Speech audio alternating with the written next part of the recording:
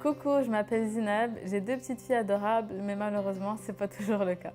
Ça faisait quelques années qu'on parlait d'avoir des enfants ensemble, mais on ne savait pas encore c'était quand le bon moment. Et puis un jour, on a décidé que notre voyage au Brésil, ça allait être notre dernier voyage sans enfants.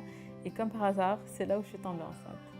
Dès notre retour de voyage, j'ai commencé à avoir quelques symptômes de grossesse. Je savais que ce n'était pas suffisant. Donc je suis allée à la pharmacie la plus proche de chez nous et j'ai pris le test première réponse parce que je me suis dit que c'était lui qui allait éliminer tout doute vu qu'il donnait des réponses assez rapidement. J'ai fait le test, j'ai vu les deux petites lignes roses et c'est là que j'ai décidé de lui annoncer la bonne nouvelle. C'était l'époque du Zika, mais j'étais pas du tout au courant, ni pendant mon voyage, ni avant d'y aller. Quelques semaines après, je reçois le message d'une amie qui me dit « Lis cet article ».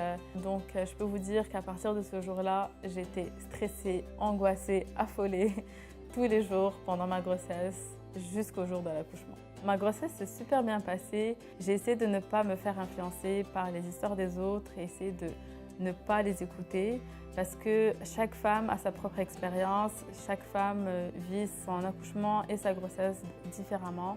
Moi-même, j'en ai vécu deux et les deux ont été complètement différentes.